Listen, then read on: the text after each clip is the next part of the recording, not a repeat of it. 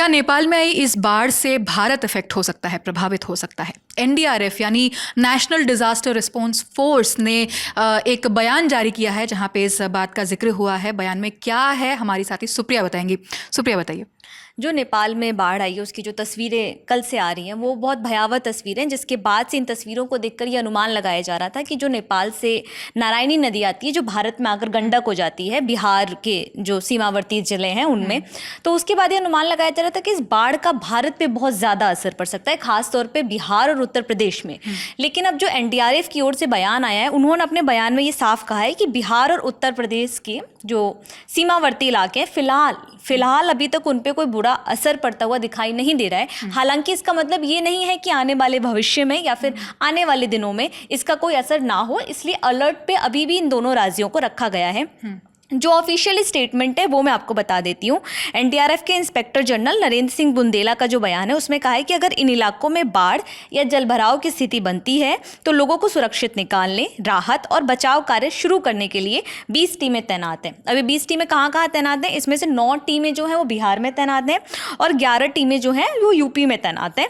और बिहार के 8 जिलों को कल से ही हाई अलर्ट पे रखा गया है। इवन यूपी के भी जो ज़िले हैं जिसमें गोरखपुर है उसको भी हाई अलर्ट पे रखा गया है। दोनों राज्य के सीएम काफ़ी एक्टिव हैं, हवाई दौरे कर रहे हैं बिहार के सीएम सम्राट चौधरी। बिहार में सबसे ज़्यादा असर की बात इसलिए कही जा रही है क्योंकि जो गंडक और कोसी नदी है, जो आम तौर पे जब बारिश ज़्यादा हो जाती है तब भी वहाँ पे बाढ़ की स्थिति बन जाती है। और अब जो कि नेपाल में इतनी भयावह स्थिति बनी है, उसके बाद ये आशंका जताई जा रही थी कि जो गंडक नदी का पानी है वो ज़्यादा बढ़ सकता है।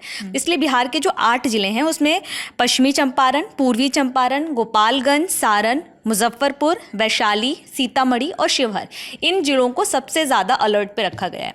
अब एक चीज़ ये भी सामने आ रही है कि आज तो बिहार के जो सीएम हैं सम्राट चौधरी, वो गंडक बैराज पे गए थे दौरा करने, देखने की स्थिति फिलहाल क्या है। जो शुरुआती तौर पे जानकारी आ रही है उसमें ये माना जा रहा है और अनुमान लगाया जा रहा है कि जो गंडक नदी का जो बैराज है उसमें 3 से 4 लाख क्यूसेक पानी आ सकता है। लेकिन ये बहुत ज़्यादा चिंता की बात नहीं है। वो इसलिए भी बहुत ज़्यादा चिंता की बात नहीं है क्योंकि जो वाल्मीकि नगर का गंडक बैराज है उसकी जो क्षमता है वो करीब 8,50,000 क्यूसेक पानी जो है उसको झेल सकता है। तो इसलिए अगर 3 से 4 लाख पानी आने का, इस तरीके से क्यूसेक पानी आने का अनुमान है, तो इसको लेकर ज़्यादा पैनिक वाली सिचुएशन नहीं है। बट ये बार बार प्रशासन की ओर से, सीएम की ओर से, एनडीआरएफ की टीमों की ओर से साफ तौर पे कहा जा रहा है कि स्थिति भले अभी उस तरीके की पैनिक नहीं है, लेकिन इसका मतलब ये नहीं है कि आप लापरवाही लें, नदी में जाएं, मछली पकड़ने जाएं या तैराकी करने जाएं।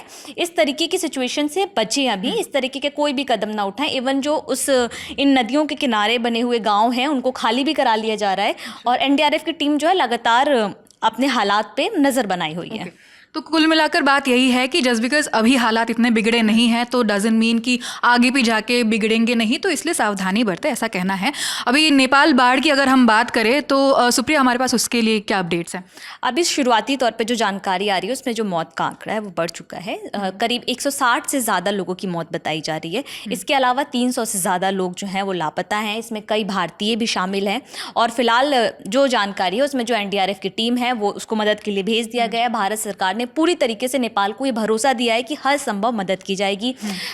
पीएम मोदी ने कल एक्स पे पोस्ट करके नेपाल के जो प्रधानमंत्री हैं बालेन शाह, उनको भी ये बात कही कि भारत जो भी चाहे, मतलब भारत की ओर से जितना हो पाएगा भारत पूरी तरीके से मदद करेगा।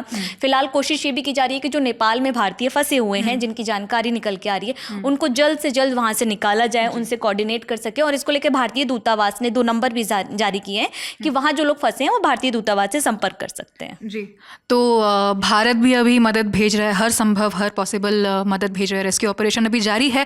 नेपाल बाढ़ से जुड़े जो भी ज़रूरी अपडेट्स आएंगे हम आप तक पहुंचाते रहेंगे। ये तमाम जानकारी दी हमारे साथी सुप्रिया ने। मैं हूँ आकांक्षा गोगोई, कैमरे के पीछे गौरांश है। आप देखते रहिए द ललन टॉप। शुक्रिया।